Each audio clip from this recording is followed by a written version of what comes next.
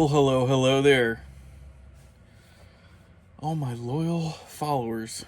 Loyal for some reason. Still not sure why, but I am not going to question it. Welcome back to the Shire Shed. I am Sonny the Piper, and you are here for another review. And first of all, my apologies for it being so long since putting out an actual video. I have just not had a hell of a lot of time, and to be honest, I haven't really had a ton of motivation. Not for any particular reason. I've just been like between work and getting things kind of situated for spring and summer and all that stuff. I've really just been when I'm not running and being insanely busy, I've just kind of been relaxing. And even though these videos aren't mentally or physically taxing, they can be a little time consuming. I mean, as far as I look at it, is I'm having a pipe already. I might as well roll some video while I have it and talk a little bit. But it's all the post video type stuff, the editing, which can be a lengthy process at times. I think I've got it streamlined down pretty well, but yeah, I'm not trying to make excuses, guys, but I just haven't really felt like it. I've just not felt like it. So today I said, you know what? I haven't put out a video in quite some time, and not including the live that I did last week. And I thought, you know what? I might as well just go ahead and knock one out. And I'm not gonna do any 10.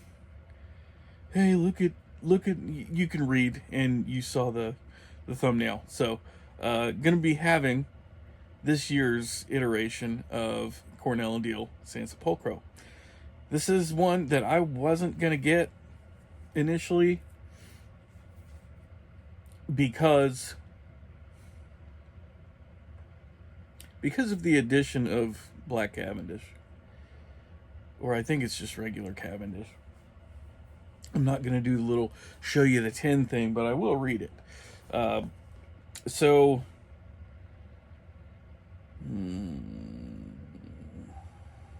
Yeah, Black Cavendish. So, a singular Virginia blend inspired by old world tradition, Sansepolcro combines exotic double fermented KY 171 Italian dark fired Kentucky with superlative grades of red and bright Virginia and just the right amount of Dominican Black Cavendish for balance.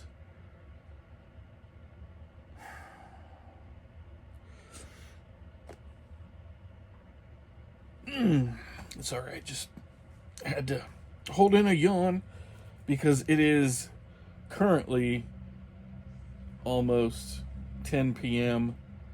and because I am an old, crotchety old man, yeah, I put old in there twice, I am currently recording this video well past my bedtime. So, continuing on. The result is a complex smoke with notes of mellow citrus and undertones of soft, earthy, clove-like spice, both familiar and exotic.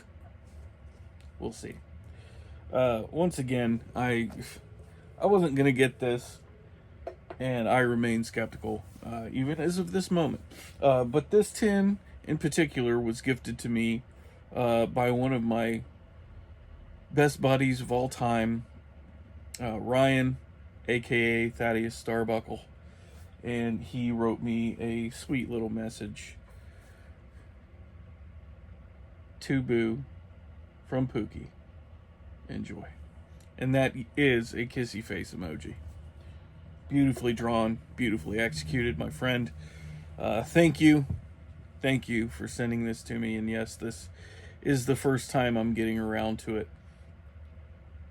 Because, as you all know, my first impressions are, in fact, first impressions. So let's get into it, shall we? As I said, I remain skeptical. I'm not going to do the tobacco reviews thing because, I mean, you're here to hear my review. At first, I thought that was kind of a cool little thing to do, and maybe it still is. I don't know. I don't know things. Well, I thought apropos, if I'm smoking an Italian-inspired blend, I may have it, or I should have it, in my Rossi Rubino Antico. What is it? 673. I'm calling it that. My first thoughts, it's Red Virginias for sure.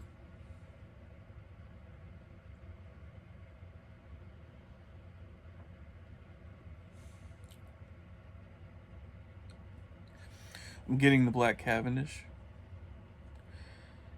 It's okay.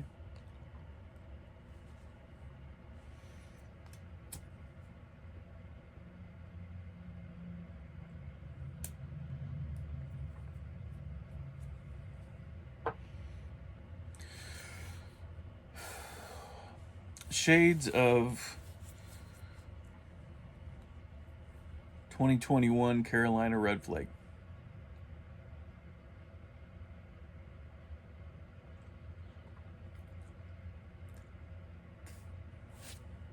Or possibly 2020.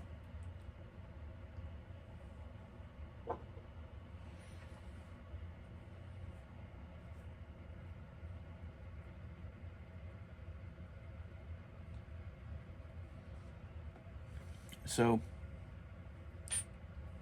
right off the bat, I'm getting the Red Virginias shining through really nicely.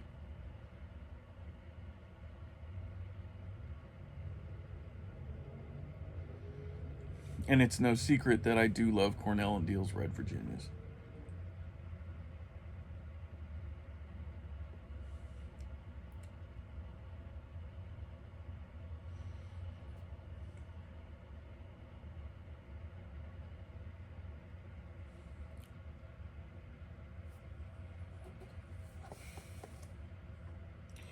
Italian Dark Fired Kentucky, 2022 Red Virginias, 21 Red Virginias, 2019 Bright Virginias.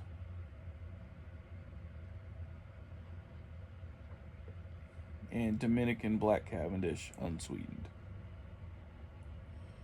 So just steamed. Okay. Alright, so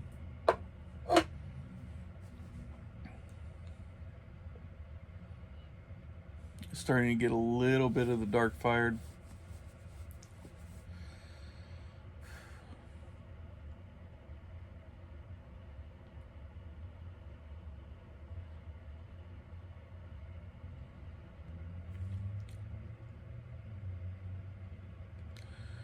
Slightly underwhelmed.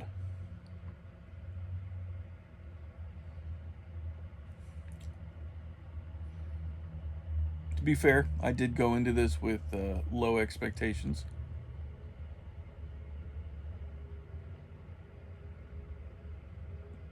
So from a psychological standpoint, maybe I'm just wanting to be right. Maybe. But that's unlikely because more often than not, I like to be proven wrong when it comes to things like this.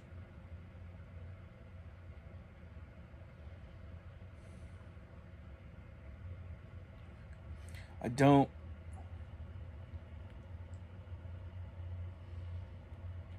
get a ton of the dark fired,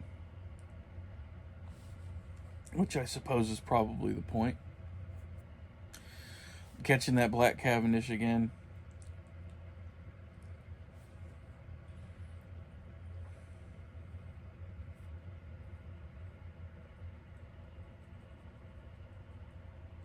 Really could have done without that.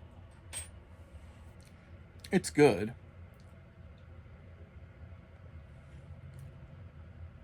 If I'm honest, it's better than I thought it would be. But I don't think it's something I'm going to reach for very often. And normally this is where I would say some time in the jar would really do this some good. I hesitate to even say that.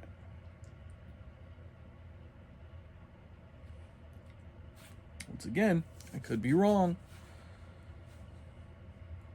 Some time in the jar could really end up making this one of my top 3. Anything's possible. However, I don't really expect that.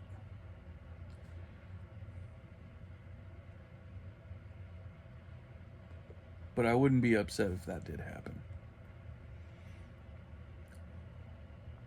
A big reason why I say that is I really thought that the 2022 Carolina Red Flake was going to just crush it with some time in the jar. But we're coming up on 2 years at this point, and it hasn't really improved much. Who knows? Maybe this will be the opposite. Maybe I'll say, oh yeah, this is as good as it's going to get, and then 6 months down the road, it's going to melt my brain. Who knows?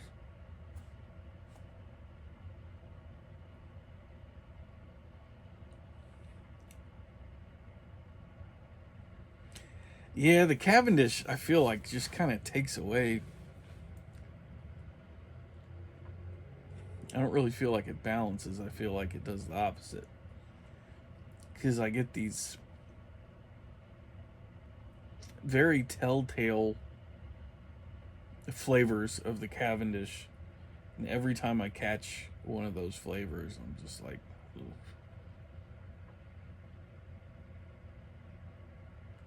Could have really done without that. Because I'm looking for those Virginias.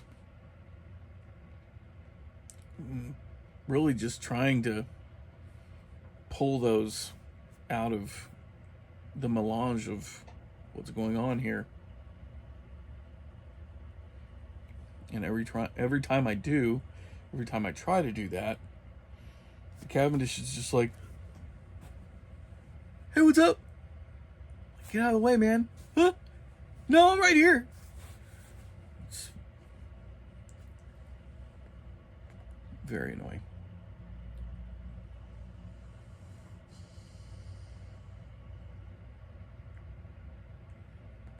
The Italian dark fired is very subtle, almost indetectable.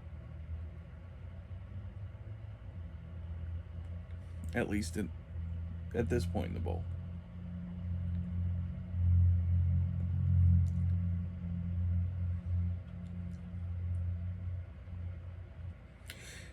It's okay. But I gotta tell you, for me anyway, it's not anything to write home about.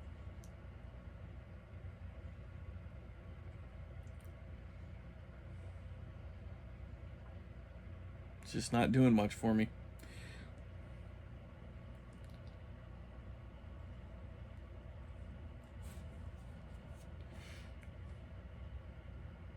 Kind of just makes me want a bowl of Carolina Red Flake with Perique. That's every time I take a pull off of this, I'm just like, oh, this could be Carolina Red Flake with Perique. In 2021, not last year's.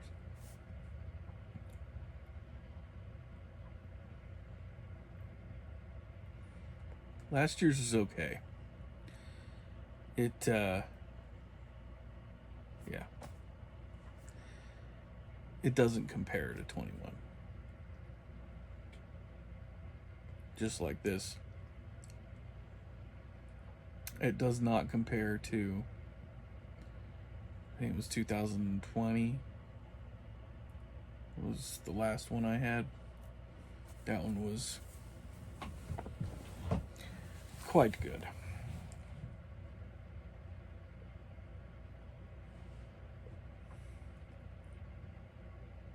Yeah, like I said, this isn't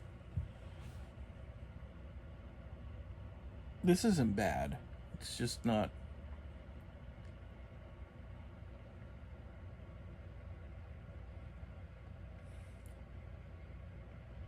Sometimes I get flavor out of it, and other times I just feel like I'm getting hot air out of it.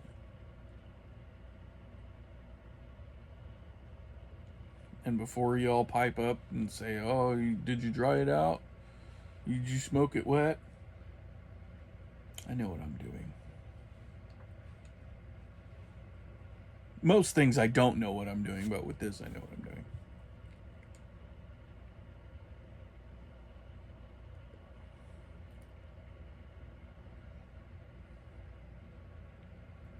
Yeah. I don't know. Scale of 1 to 10, give it a 5, 4.5.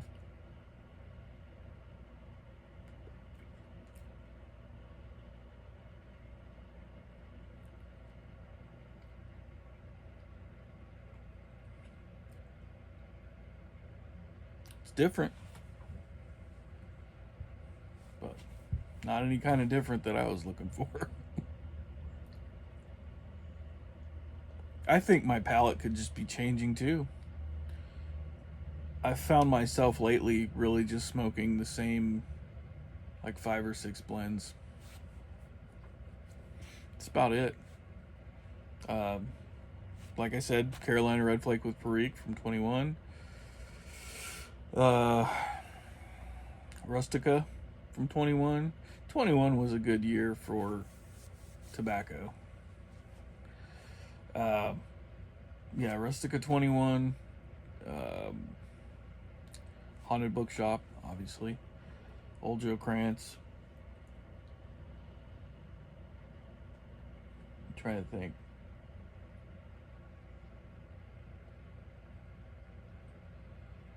I mean, yeah, those are pretty much it. Anthology from 23 as well. That's about it.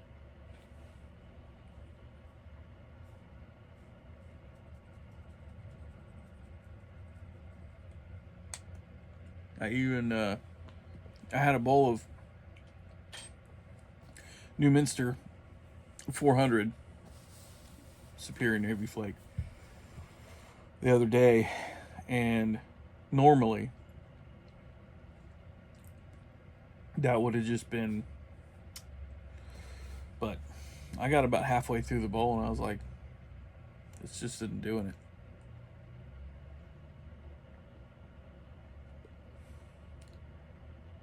So, who knows? Maybe it's me. Maybe my palate is being more picky these days. Which, I mean, makes it easy to pick what I'm going to smoke.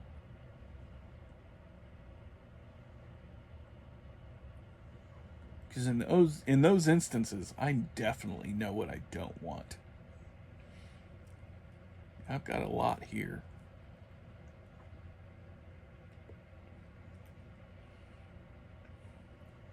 So, yeah. 4.5, maybe 5 out of 10. If somehow you end up coming across this at your local shop, maybe consider picking it up.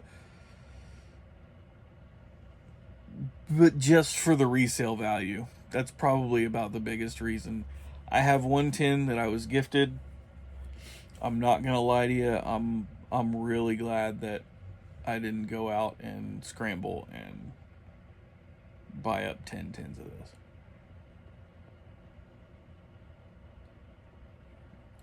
Because I'd be selling them.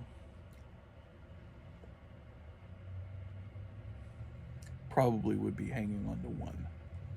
That's it.